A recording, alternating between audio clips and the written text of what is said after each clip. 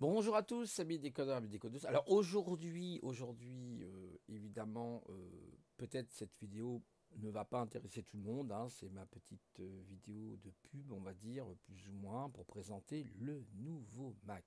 Donc on va parler informatique et les nouveaux Mac, ça promet, ça promet. Alors l'ancienne génération de Mac était sur Intel et les anciennes générations, elles étaient sur PowerPC. Je ne sais pas si vous avez connu les G4. Moi, j'ai eu à une époque un G4, un mini G4. Et ensuite, il y a eu les G5, qui est une espèce de grande tour, vous savez, un peu lourde, un peu pâteau, là, qui faisait je sais pas combien de kilos, mais qui marchait pas trop mal. Et ensuite, j'ai pas compris le choix de Apple à cette époque. Il y avait encore Steve Jobs. Et là, c'est Steve Cook, je crois, maintenant, qui est le patron d'Apple. Et ils avaient fait un choix, bon, qui était un peu bizarre. J'ai pas très bien compris le choix d'Intel. Et ça a coûté très cher. C'est-à-dire que les Mac, un MacBook Air par exemple sur un Intel 5 ou Intel 7, ça vous coûtait entre 2500 et voire 3000 euros. Enfin, pour ceux qui avaient des grands écrans. Parce qu'après, vous avez 16 pouces. Bon, celui-ci, c'est un 13,3 pouces. On va en reparler. Et là, évidemment, depuis, je crois, un an et demi ou 2 ans, Apple a donc fabriqué son propre microprocesseur qui s'appelle donc le M1. Vous allez retrouver ce processeur aussi sur les systèmes embarqués, comme par exemple, tout simplement les iPhones, notamment avec les processeurs A12. Bon, vous avez le A7, enfin le A6, le A4, le A6, enfin le A5, le A6, le A7. Puis maintenant, je crois qu'on en est au A14 ou au A16, je crois, sur les, vous savez, les derniers iPhone 13 ou 12X, XL, quelque chose comme ça. Donc, ce sont des processeurs extrêmement puissants qui doivent embarquer, je crois, à peu près 8 cœurs, quelque chose comme ça. Et là, ils ont intégré leur nouvelle puce sur leur laptop, pardon. Et c'est une puissance impressionnante. C'est-à-dire qu'aujourd'hui, Intel et AMD ont énormément de soucis à se faire. Moi-même qui est sur AMD Ryzen, figurez-vous que ce petit portable-là a une puissance par rapport aux architectures. Alors bon, c'est un peu technique ce que je vais vous dire, mais sur les architectures x86 par exemple, c'est environ 3 à 4 fois plus puissant en fait que les architectures justement x86 qui sont des CISC et l'ARM qui est un RISC. CISC qui veut dire complète instruction scroll computer et le RISC qui veut dire reduction instruction. Donc vous êtes réduit au niveau de l'exécution des instructions, donc vous allez beaucoup plus vite parce que vous allez pouvoir effectivement avec des... Bon, c'est un peu complexe. Je vous mettrai le lien si vous voulez. Il va vous l'expliquer plus clairement pour ceux évidemment qui s'intéressent à ce sujet. Hein, parce que ça ne s'adresse pas à tout le monde, je peux comprendre. Le lien de Cocadmin justement qui est très pointu dans l'informatique, il vous expliquera bien mieux que moi tout ça. Et donc, on va faire un petit tour rapidement. Donc là, on a le MacBook Air. Alors, il y a deux inclinaisons. Il y a le MacBook Air et le MacBook Air Pro en 13.3 au niveau de l'écran. Avec une résolution, je l'avais dit, de 2560 sur 1600, je crois. C'est énorme. Avec écran Retina mini LED, je crois. C'est hallucinant, hallucinant. Vous avez un USB 4 qu'on appelle le Thunderbird. Alors là, c'est du USB 4, c'est même plus de l'USB 3.1 ou 3.2. Là, on passe directement en USB 4. Alors, il y a de la puissance dans l'air. Donc, je vous lis un petit peu hein, sur le site. Donc là, on est sur le site d'Apple. Notre portable, le plus fin, vous voyez, et le plus léger, est métamorphosé par la puce Apple M1 avec des performances de processeur jusqu'à 3,5 fois plus élevées, un processeur graphique de 5 fois plus rapide, donc que Intel, hein, on parle, on est bien d'accord. Une vitesse donc d'apprentissage automatique jusqu'à 9 fois supérieure grâce à notre Neural Engine. Donc c'est un moteur neural, c'est assez surprenant. Je pense que c'est une forme d'intelligence artificielle le plus avancé. Une autonomie record sur MacBook Air et un design silencieux sans ventilateur. C'est un véritable poids lourd de puissance dans un format toujours aussi léger. Alors, il y en a un avec un ventilateur et l'autre sans ventilateur. Celui qui est sans ventilateur, c'est le MacBook Air. Et celui qui a le ventilateur, c'est le MacBook Air Pro qui est un petit peu plus puissant. Son autonomie, elle peut aller jusqu'à 20 heures. Alors que sur le MacBook Air tout court, son autonomie, je crois, c'est 18 heures. On ne peut pas aller au-delà. Donc vous imaginez, c'est même en regardant des vidéos et tout ça, hein, c'est hallucinant. Donc la superpuissance du processeur Apple M1. Bon, là on vous donne les prix, vous voyez. Avant, ça aurait coûté plus de 2000 €. Voyez, donc ça devient abordable, même pour une personne, hein, qui travaille. Bon, évidemment, c'est sûr, c'est toujours un coût. Mais regardez le prix, par exemple, des PC gamers. Waouh! Je regardais l'autre jour le prix des PC gamers. Un bon PC gamer, faut compter. Si vous voulez prendre un PC gamer, on est bien d'accord pour ceux qui sont amateurs de jeux, faut compter faut compter 1800 à 2000 €. En dessous, vous en avez, c'est vrai, mais vous n'aurez pas. Moi, je voyais le TUF, par exemple, de chez Asus. Le graphisme, c'est zéro. Les couleurs sont zéro. C'est archi nul. C'est archi nul. Un Mac, vous avez des couleurs, mais c'est du délire. C'est du délire. Alors, le M1 est une puce, n'est jamais allé aussi loin. Vous voyez, on va regarder. D'ailleurs, on va développer au fur et à mesure. Donc, la voici, notre première puce conçue spécialement, vous voyez, pour le Mac. Le système sur une puce qu'on appelle le SoC.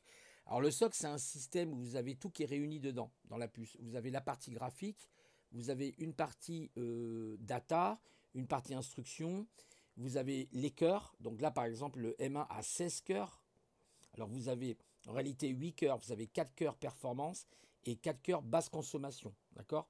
Ensuite, vous avez la carte graphique avec ses 16 cœurs qui est intégrée dans la puce. Hein, c'est intégré dans ce carré que vous voyez. Gravure 5 nanomètres. 5 nanomètres. Vous avez aussi la possibilité d'avoir un traitement jusqu'à 11 trilliards d'opérations par seconde grâce au machine learning.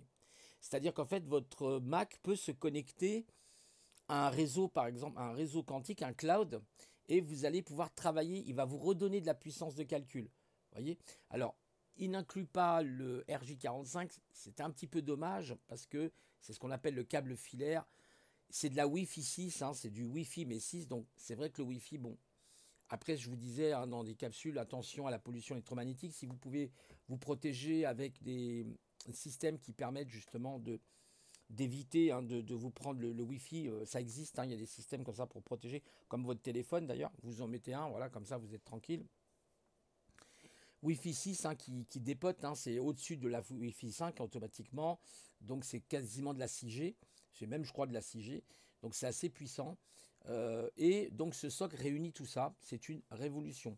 Alors on va continuer, donc vous voyez, le SoC M1 conçu par Apple réunit pas moins de 16 milliards de transistors. 16 milliards de transistors. C'est du délire, c'est du délire. Et intègre le processeur central CPU, le processeur graphique GPU, le Neural Engine, les entrées-sorties, ES, hein, ça veut dire entrée-sortie, et effectivement bien d'autres éléments sur une unique et minuscule circuit intégré, avec des performances étourdissantes, des technologies sur mesure et la meilleure efficacité d'énergie du marché.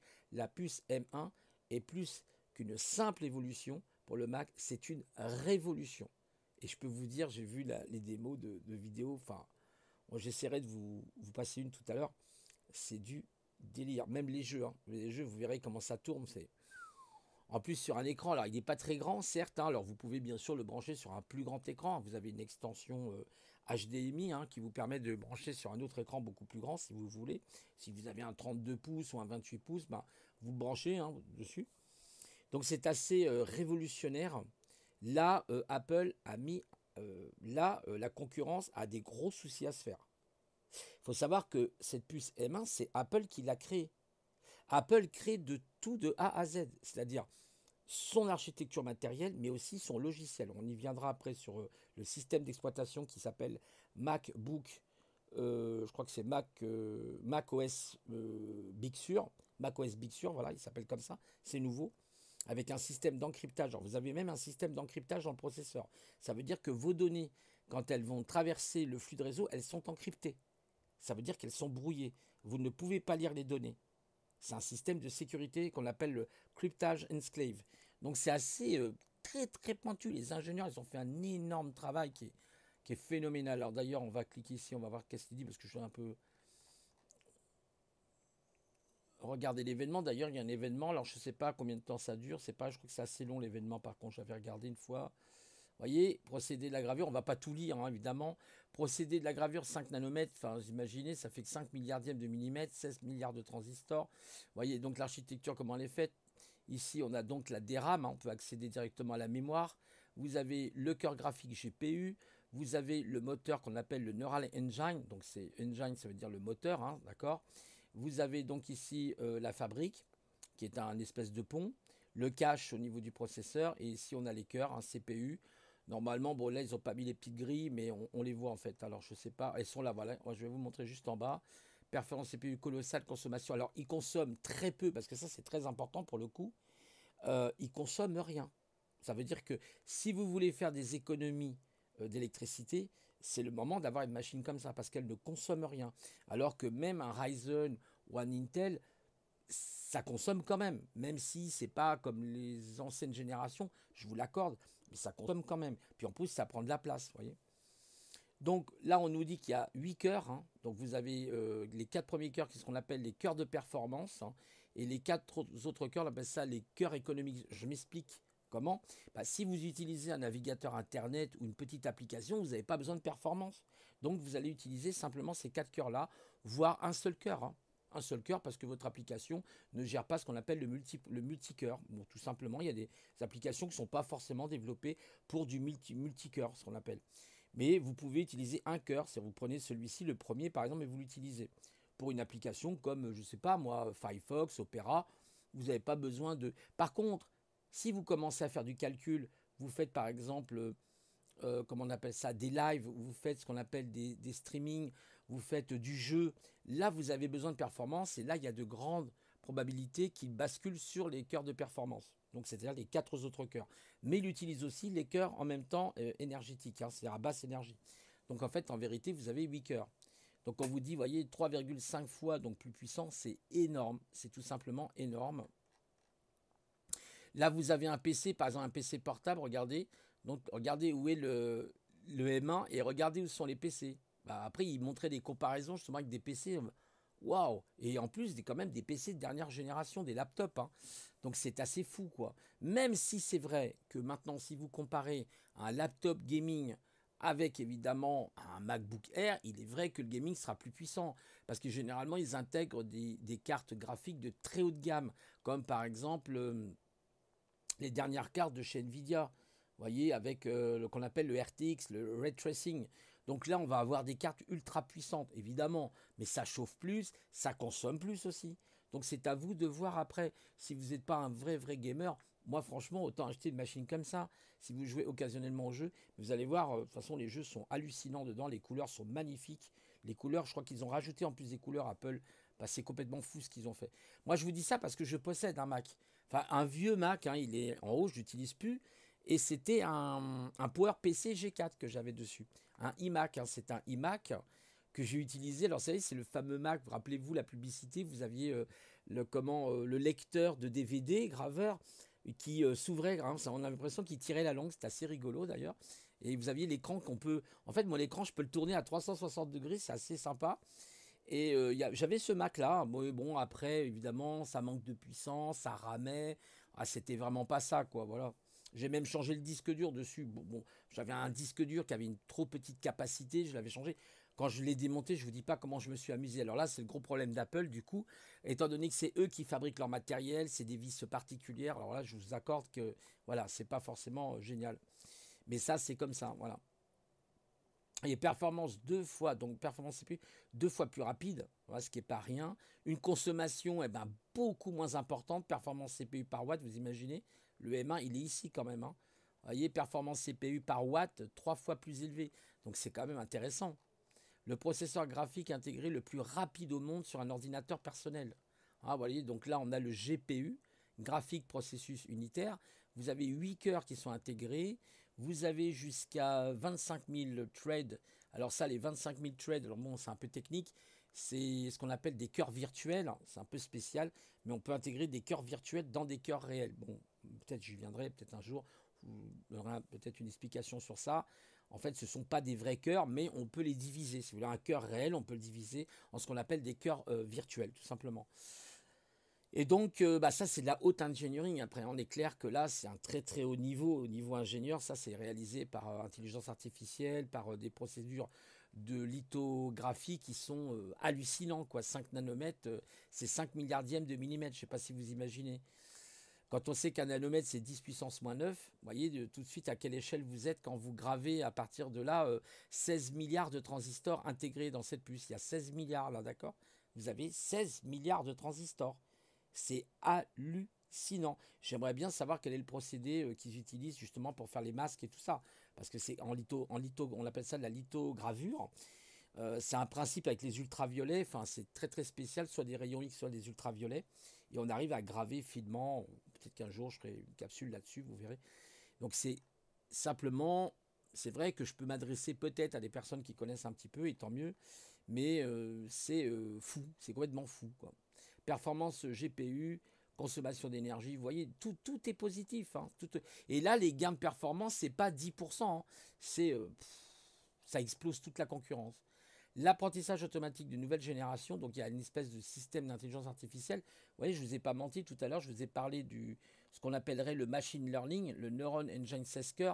11 milliards d'opérations par seconde, 11 milliards à la seconde. C'est complètement fou, quoi. Des performances remarquables, une autonomie incroyable. Donc là, vraiment, vous voyez, MacBook Pro, par exemple, 17h, 20h, et Air 15, 18h. Alors, en fonction de ce que vous faites, hein, voilà. Un système d'exploitation taillé sur mesure pour la puce M1. Donc, c'est vraiment très, très intéressant.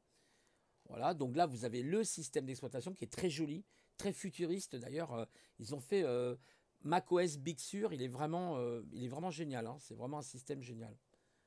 Performance fulgurante, sécurité avancée, la puce M1 ouvre, vous voyez tout un monde d'appels. De toute façon, je vous laisserai le lien d'Apple, vous verrez par vous-même, hein, vous regarderez le site, hein, je ne peux pas tout vous citer. Je crois qu'il y avait une vidéo, mais il me semble qu'elle dure longtemps. On va regarder. Ah oui, celle-là, elle dure longtemps. Ouais. Donc, c'est intéressant. Ça, c'est Tim Cook. Tim Cook, c'est le nouveau patron d'Apple, en fait, hein, qui remplace Steve Jobs, hein, qui est décédé. Our users love it too. Et là, je vais vous montrer très rapidement. Ils ont fait un ovni, d'ailleurs, c'est très rigolo. Integration for more simplicity, efficiency, and amazing brings high efficiency cores to the Mac. They use a tenth of the power we're of. Now, what about graphics? We designed GPUs that deliver the maximum graphics performance in the thermal envelope of each of our products. Voice recognition and image processing will have a level of performance never seen before. More responsive. The whole system is distinctly snappy and system animations are... Si vous avez par exemple Celesta, vous pouvez utiliser le logiciel Celesta, vous pouvez faire de la retouche photo avec Photoshop, vous pouvez faire plein de choses, hein, sur un Mac. Un Mac, c'est vraiment très étudié pour le multimédia et pour tout ce qui va être artistique, retouche photo, tout ce qui va être multimédia, mais le jeu aussi, bien sûr, le traitement de texte, bien sûr.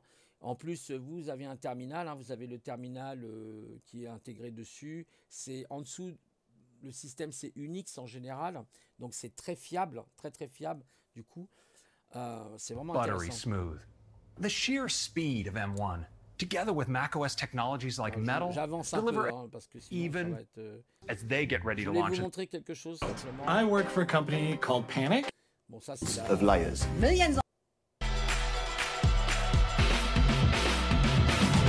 macOS Big Sur. The combination of M1 and macOS Big. No camera image quality matters even more. So Je vous avance, hein, ça sert à rien, on va pas This passer. new MacBook Air Ça dure is 50 amazing. minutes alors. This enables you to do things you wouldn't. Je voulais vous montrer When quelque it chose, comes je sais to pas si j'arrive à le connectivity, retrouver.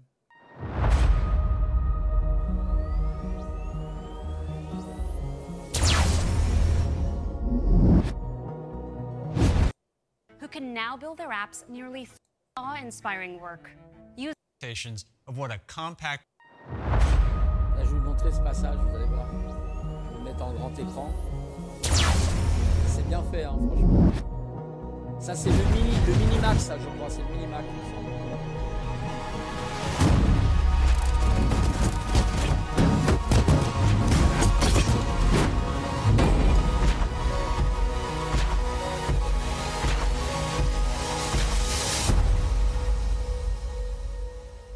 Here's the new 13-inch. Becomes way more Je vous passe les powerful, commentaires. 8K performance and awesome battery J'essaie life. de retrouver The pour vous productivity. quelque chose d'important, mais je ne sais pas si je suis arrivé à le retrouver du coup. With M1, our Voilà, most... c'est ça. Voilà, vous voyez, par exemple, là, vous avez justement un comparatif qui est très intéressant. Ça, c'est pour le MacBook Air Pro, celui-là. Hein. Alors, le MacBook Air, tout court, il n'y a pas de système de ventilation dessus, c'est ce que je vous ai dit. Son autonomie, elle est de seulement 18 heures, alors que là, elle est de 20 heures. Alors, qu'est-ce qu'on voit? On voit, par exemple, une performance processeur de 2,8 fois supérieure aux anciennes générations. Et je ne vous parle même pas par rapport au PC, c'est carrément du délire. Vous avez, pareil, un système graphique qui est 5 fois supérieur. Là, c'est très intéressant, justement, c'est le Secure, qu'on appelle le Secure Enclave. Ça veut dire que c'est un système qui va être crypté. Vos données sont cryptées dans la machine. Et quand vous traversez le réseau, elles sont aussi cryptées. Donc, on ne peut pas lire les données comme ça, c'est très complexe. Apple a toujours mis l'accent sur la sécurité. Le iPhone, donc là, compatible, évidemment, vous branchez votre iPhone, il n'y a aucun problème, vous branchez votre iPhone. Ici, on a un Advanced Camera ISP, donc vous avez effectivement la possibilité de vous filmer. Hein. Vous avez une webcam, comme tout laptop. Hein. Je crois que c'est du 720p, je crois. Ensuite, vous avez le Thunderbolt. Alors ça, c'est hallucinant. USB 4, là, les transferts, je ne vous dis pas. Donc, vous branchez un disque, par exemple, qui est Thunderbolt. Bah, vous le mettez dessus, ça va à une vitesse, vos transferts. Si vous avez des photos, des vidéos, ça va très, très, très vite à transférer. On peut aller jusqu'à 16 Go de mémoire. On peut monter le disque dur SSD jusqu'à 2 Tera. Sachez qu'il n'y a que 256. Et il y a un modèle jusqu'à 512. Mais là, c'est un écran 16 pouces pour le coup, mais il est beaucoup plus cher. Là, il vous coûte tout de suite 1800, je crois. 1800, 1900 euros. Et il est plus cher parce que l'écran est plus grand. Il y a plus de capacité, etc. Vous avez le Touch ID. Bon, ça, vous savez, hein, sur les téléphones, le Touch ID, c'est la détection... c'est tout simplement la sécurité par l'empreinte digitale qui vous permet de démarrer, de vérifier que vous êtes bien l'utilisateur du téléphone portable du coup ou du MacBook. La Wi-Fi 6, donc c'est discutable, je vous l'accorde, hein, c'est dommage qu'il n'y ait pas mis le RJ45. Sur le mini Mac, vous avez le RJ45 par contre. Ensuite, le Petra White Cooler, donc là, 13.3, Retina Display. Et je peux vous dire que les écrans Retina... ça rigole pas, hein, c'est vraiment de la qualité. Là, on a la possibilité d'avoir du running. En fait, ça, c'est du learning. Voilà, le machine learning, 11 fois supérieur. Donc, les machines peuvent communiquer entre elles dans un réseau. Par exemple, dans un cloud, c'est extrêmement puissant. Vous avez le studio qualité micro. Donc là, vous avez un son, mais c'est carrément du Dolby Atmos. Dolby Atmos. Allez voir Dolby Atmos, vous allez voir la qualité du son. Un Magic Keyboard Touchpad. Alors ça, c'est super sympa, le clavier d'Apple, parce que en fait, vous avez vos touches et au-dessus, vous avez une petite barre. On la voit un petit peu là, si je vous la montre, vous voyez, qui est légèrement réfléchissante. Et en fait, vous pouvez mettre vos smileys. En fait, ça défile, c'est comme un affichage à cristaux liquides. Vous appuyez dessus, vous mettez vos smileys, vous avez plein de petites astuces comme ça. C'est Apple, hein, voilà, c'est Apple. Bien sûr, vous avez le trackpad, bon, mais vous pouvez mettre une souris, il n'y a aucun problème, hein, voilà. Voilà, donc c'était un petit résumé. Donc on va s'arrêter là pour la vidéo. C'est pas la peine d'aller plus loin, hein, vous avez compris. Mais c'est assez intéressant. Voilà, donc je vais revenir sur les Mac, voilà, directement.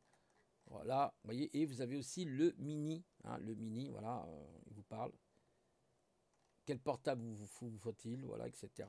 Donc si vous êtes un designer, par exemple, vous aimez faire de la retouche photo, vous utilisez Photoshop, Cup, machin, etc. Là, je vous conseille un Mac. Hein.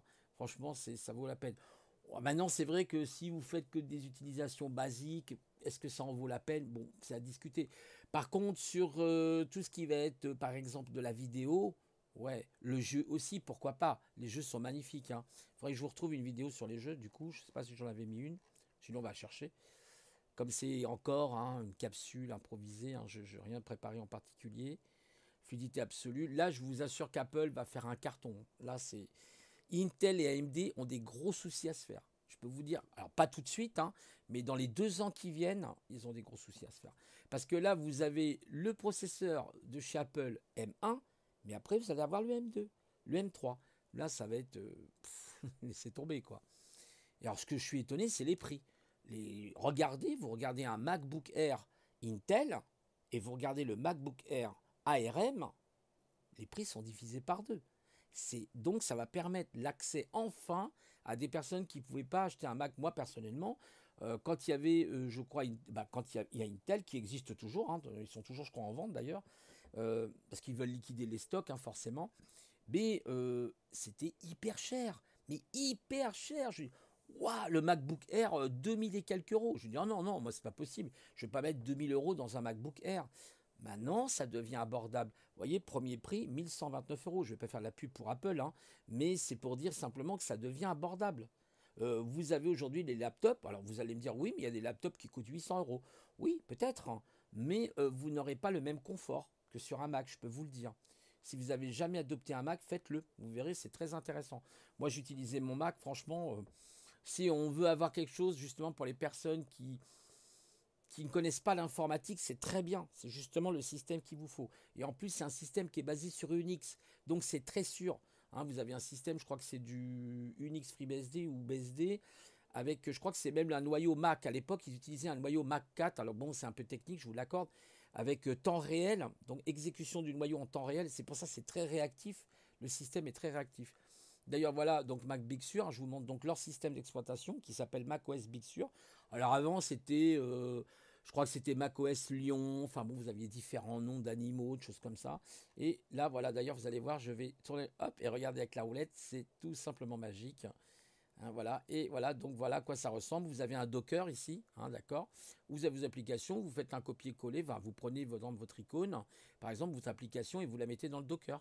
Et puis, vous l'épinglez, une fois qu'elle est épinglée dans votre Docker, vous pouvez ensuite l'enlever. Vous voyez, là, vous avez la musique, on peut aller sur Internet, on peut tout faire, mais tout faire. Et vous avez un son de malade, je vous le dis, c'est du Dolby Atmos, hein. C'est pas n'importe quel son. Hein. Voilà, donc ils ont fait très très fort, Apple. Moi, je suis... quand j'ai vu ça, mais je l'avais dit. Alors, croyez-moi ou croyez-moi pas, il y a à peu près... ça remonte à environ 4 ans. J'avais dit un jour, ARM va aller sur les machines portables. Et après, pourquoi pas sur les desktops. Eh bien, ça n'a pas raté. Vous voyez, ça n'a pas raté. Donc, j'avais projeté dans mon futur qu'ARM serait un jour sur des laptops de chez Apple. Ça n'a pas raté. Et vous allez voir que les constructeurs, comme par exemple, je ne sais pas moi, HP, Asus, Lenovo et tous ces constructeurs, ils vont basculer sur ARM, vous verrez. Ils vont commencer à faire leur propre processeur. Parce qu'ils ne peuvent plus rester sur Intel ni AMD. Pourquoi? Parce qu'ils sont dépassés. Les processeurs, maintenant, ces processeurs-là sont dépassés. Il faut savoir que, je crois, même c'est Amazon, ils ont sorti leur propre ARM qui s'appelle AWS. Ils ont même créé des serveurs comme ça, AWS. Amazon a sorti son propre processeur pour son data center. Et c'est plus du Intel, c'est plus du Xeon, c'est plus, je sais pas, du Thunderbolt. Ils ont vraiment des gros soucis. En plus, ça chauffe pas, ça consomme rien. Donc, au niveau écologique, vous avez un impact écologique quasiment à zéro. Hein, un petit impact écologique, mais par rapport aux autres data centers qui chauffent, vous êtes obligé dans un data center, c'est des fois des milliers de processeurs. Vous êtes obligé de refroidir tout ça avec de l'azote, avec des systèmes de circulation d'air. Donc il faut que la pièce, quand vous rentrez d'ailleurs vous avez l'impression de rentrer dans un frigidaire ou dans un réfrigérateur, tellement c'est froid. Moi je peux vous dire, ayant travaillé un peu dans des data centers, je peux vous dire c'est hyper froid quoi. Quand il faut changer des cartes, etc., parce que tout est en fichier. Et bien là, à l'occasion, je verrai si je peux vous montrer justement ce qu'ils ont fait. C'est complètement fou. C'est complètement fou. Et je sais qu'Amazon a sorti son nouveau processeur ARM. J'avais dit qu'ARM percerait. Voilà, donc voilà, ça c'est le nouveau système d'exploitation. Alors, bon, j'essaye d'aller vite aussi parce que je ne veux pas non plus faire une capsule qui dure des heures et des heures. Voilà, donc je vais revenir au départ parce que je crois que je vous avais mis une vidéo. Donc ici, je vous mettrai les liens, vous voyez l'architecture ARM, hein, voilà, qui veut dire, alors c'était la société ARM, je ne me souviens plus le nom, je l'avais vu quelque part, pour si je ne le vois pas, c'est pas très grave, qui veut dire ARCOM, réduction multiprocesseur, quelque chose comme ça, je ne sais plus exactement, 32, voilà, c'est ça, voilà, ici, j'ai pas mes lunettes, c'est un peu dommage, ARCORD, risque machine, voilà, c'est ça que ça veut dire ARM, voilà, vous voyez, l'ARM qui est ici, ça veut dire ça, voilà. Donc vous regarderez, je vous mettrai les liens pour ceux qui s'intéressent à la technologie de pointe, ceux qui sont ingénieurs ou techniciens, ça peut vous intéresser. Et il y avait une petite vidéo, c'était je crois de la chaîne The Collection, ouais je crois que c'est ça, oui il me semble. Et voilà, c'est une petite vidéo qui dure 7 minutes, on va l'écouter. Ou bonsoir, peut-être que tu regardes cette vidéo un peu tard. Comment ça va? Apple a tenu aujourd'hui sa 4e keynote de l'année et sa 3e keynote de rentrée. Après des Apple Watch, des iPhones, des iPads, des HomePod mini, il fallait bien qu'Apple sorte et propose des nouveaux Mac. C'est bel et bien le cas aujourd'hui. Alors, on aura des nouveaux Mac, mais qui ne changeront pas en termes de design. C'est tout pareil, simplement tout va changer à l'intérieur. Apple avait levé le voile en juin dernier lors de la WWDC 2020. Tout simplement ses propres processeurs maison. Qu'est-ce que c'est? C'est un processeur qui est basé sur ce qu'on a aujourd'hui par exemple dans nos iPhones et nos iPads. Et c'est la première fois dans le monde de l'informatique tech qu'aujourd'hui une entreprise crée d'un côté le produit en hardware, mais également le système d'exploitation, mais surtout le processeur. Et Apple est la seule entreprise aujourd'hui à proposer des ordinateurs qui combinent les trois. Cela permet tout simplement d'être plus performant, plus efficient en énergie et avoir la mainmise sur tout ce que le produit peut proposer. Il y a donc 3 nouveaux produits aujourd'hui d'annoncer, un MacBook Air, un MacBook Pro 13 pouces et un Mac mini. Apple avait commencé en 2010 avec l'iPad et l'iPhone de proposer des puces maison avec l'Apple A4, souvenez-vous. Ensuite a suivi l'Apple Watch avec la puce S1 et désormais on a donc les Mac avec les puces M1. Mais ce nouveau processeur M1 n'est pas là juste pour remplacer des processeurs Intel et être à équivalence. Non, on aura des gros gains de performance, de réactivité, d'efficacité, mais surtout des énormes gains de batterie. On a des batteries aujourd'hui sur ces nouveaux Mac qui seront dingues, on va voir ça juste après. Aujourd'hui, dans un processeur classique, tout se situe un peu partout. Ici, comme c'est une toute petite puce, eh bien tout sera situé au même endroit. On aura le CPU, le GPU, le Neural Engine, mais également la puce de sécurité, la mémoire, bref, il y a tout dessus, ce qui permet d'être tout simplement plus connecté, plus lié, pour tout simplement être plus réactif et offrir de meilleures performances. Dans les faits, aujourd'hui, une puce Apple M1 sera 3 fois plus puissante et réactive d'un Mac équivalent avec une puce Intel. Il existe un modèle unique de puce Apple M1 aujourd'hui pour et le MacBook Air et le MacBook Pro 13 pouces et le Mac mini. Tout ce qui est MacBook Pro 16 pouces, iMac, iMac Pro, Mac Pro n'ont pas aujourd'hui été mis à jour. On attendra 2021 ou peut-être 2022 parce qu'Apple a annoncé qu'on aurait une transition de 2 ans pour que toute sa gamme soit compatible et mise à jour avec la puce Apple M1. On aura un CPU, donc un processeur central de 8 cœurs, un processeur graphique de 8 cœurs et un Neural Engine de 16 cœurs. Ensuite, on pourra venir adapter la RAM, 8 ou 16 Go, ainsi que le stockage de 256 Go jusqu'à 2 Tera, et ce sur les 3 produits. Donc finalement, on se retrouve avec un nouveau MacBook Air, un nouveau MacBook Pro et un Mac mini qui ont des performances très proches. Mais le processeur ne fait pas tout, le système d'exploitation amène beaucoup de choses et d'intérêt dans une machine, et cette année on sait, la mise à jour s'appelle macOS Big Sur. Elle sort le jeudi 12 novembre prochain, donc dans 2 jours. Et elle amène de nouvelles possibilités, dont principalement la sortie de veille instantanée comme vos iPhones, vos iPads. Dès que vous appuierez sur un bouton, ils s'allumeront. Il n'y aura plus 3-4 secondes de délai entre le moment où on ouvre son Mac et qu'il s'allume. Ce sera instantané. Par ailleurs, il sera possible de lancer ses applications iPhone et iPad sur son Mac. Ça, c'est dingue. Logic Pro, par exemple, permettra d'amener jusqu'à 3 fois plus d'instruments et Final Cut Pro 10 d'être 6 fois plus rapide. Pour toutes les applications qui aujourd'hui ne sont pas compatibles en Apple M1, et il y en a puisqu'il faudra les mettre à jour pour les développeurs, eh bien il y aura quand même d'autres procédés pour qu'on puisse quand même continuer à utiliser ces applications. Rosetta 2 qui est un procédé qui permettra tout simplement aux applications faites pour Intel de quand même fonctionner sur Apple Silicon, donc le M1, MacBook Air, MacBook Pro et Mac mini, mais également il y a un nouveau procédé qui s'appelle Universal qui permettra justement aux développeurs qui ont des applications Intel de simplement les mettre à jour pour Apple Silicon pour que elles puissent fonctionner et d'un côté sur Intel et de l'autre côté sur Apple Silicon. Bref, de ce côté-là, c'est super simple, la transition est hyper facile et hyper fluide. On aura l'occasion d'en reparler d'ailleurs qu'on testera macOS Big Sur dès sa sortie le 12 novembre. On a donc 3 nouveaux produits. On va commencer par le MacBook Air. Pas de nouveau design, on garde exactement le design que l'on a aujourd'hui qui a été mis à jour en début d'année. Magic Keyboard, grand trackpad Force Touch, Touch ID, un écran de 13,3 pouces en Retina et donc l'apparition de cette nouvelle puce Apple M1 avec 8 cœurs en CPU, 7 cœurs en GPU, 16 cœurs en Neural Engine et ensuite la possibilité de gérer la RAM et le stockage. Pour Apple, le premier MacBook Air a été révolutionnaire de par sa taille, et bien ce MacBook Air va révolutionner le monde de par ses performances. Le CPU sera 3,5 fois plus rapide que la génération précédente, le GPU sera 5 fois plus rapide, le SSD sera 2 fois plus rapide, ce Mac sera hyper silencieux, on aura 2 ports Thunderbolt 4, du Wi-Fi 6, mais surtout ce qui est assez dingue, c'est la batterie. On a 6 heures de batterie de plus que dans le MacBook Air que l'on a actuellement.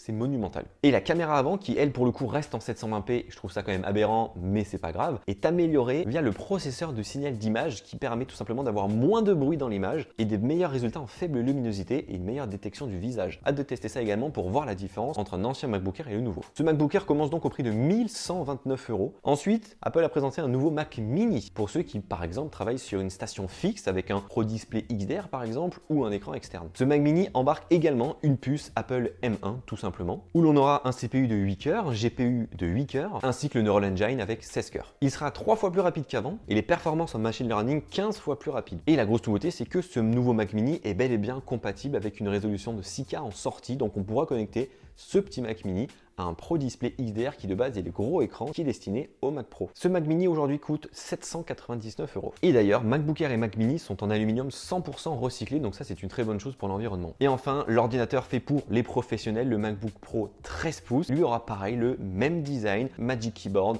gros trackpad Force Touch, la Touch Bar, Touch ID, un écran de 13,3 pouces en Retina, mais donc tout simplement à l'intérieur non plus des puces Intel, mais une puce Apple M1 avec 8 cœurs en GPU, 8 cœurs en CPU, du Neural Engine avec 16 cœurs et pouvant aller jusqu'à 2 Tb de stockage et 16 Go de RAM. Celui-ci commence à 1449 €. Et là, c'est le gros plus, c'est que désormais on pourra avoir jusqu'à 20 heures de batterie dans son MacBook Pro. Je sais pas si vous imaginez, 20 heures c'est énorme. En plus de ça, on a l'apparition des 3 micros de qualité studio pour s'enregistrer, que ce soit de la voix ou des instruments de musique. La caméra avant, tout comme le MacBook Air, est meilleur avec un processeur de signal d'image, Thunderbolt 4, Wi-Fi 6 et un système de refroidissement actif que le MacBook Air n'a pas. Donc les précommandes pour ces 3 produits sont dès à présent, dès ce 10 novembre 2020. Les produits sortent dans une semaine, le 17 novembre 2020. macOS Big Sur sort le 12 novembre prochain. Bien entendu, on parlera plus en détail de ces produits dès lors qu'ils arriveront sur la chaîne YouTube. Comptez sur moi pour vous en parler bien plus en profondeur et qu'on puisse faire des tests en grandeur réelle. Mais moi, j'ai une question que je me pose, c'est que j'ai l'impression aujourd'hui que le MacBook Air, le MacBook Pro et le Mac Mini ont les mêmes performances et que simplement c'est l'utilisation qui va varier. Si tu bouges beaucoup et que tu voyages beaucoup, un MacBook Air sera plus intéressant qu'un MacBook Pro.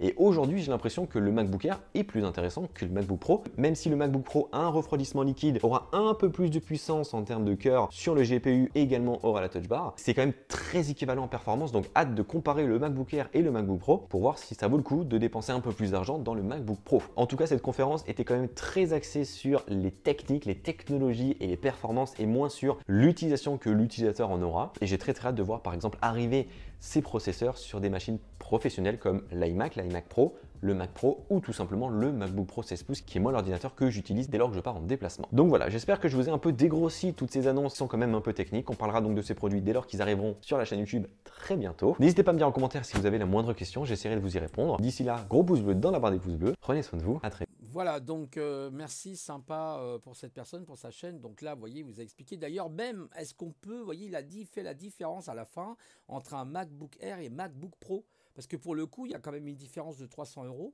et les performances sont équivalentes quasiment. Sauf que sur le MacBook Pro, vous avez le système de ventilation par air, vous ne l'avez pas sur le MacBook Air. Et vous avez une autonomie un petit peu plus longue de 2 heures. Bon, voilà, est-ce que ça en vaut la peine? Vous voyez, même là, c'est les mêmes écrans, hein, c'est des 13.3.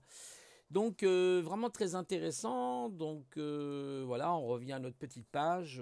Donc, voilà, c'était une petite annonce. Hein. Je voulais la faire quand même un peu aussi parce que, voilà, bon, évidemment, moins professionnel que les gens qui ont du matériel et qui peuvent faire des choses évidemment en studio, partout, hein, vous comprenez bien. Moi, c'est pas un studio, peut-être un jour, hein, qui sait, j'aurai peut-être un studio quand j'aurai atteint les 1000 abonnés et que je pourrai avoir un Tipeee, pourquoi pas me mettre sur un studio et vous faire des trucs de qualité pour le coup. Voilà, donc il y a aussi le système Rosetta, j'avais oublié de vous en parler. C'est un espèce de système qui va faire la translation entre les programmes qui ont été développés pour les x86, c'est-à-dire Intel et AMD, pour les retranscrire sur de l'ARM.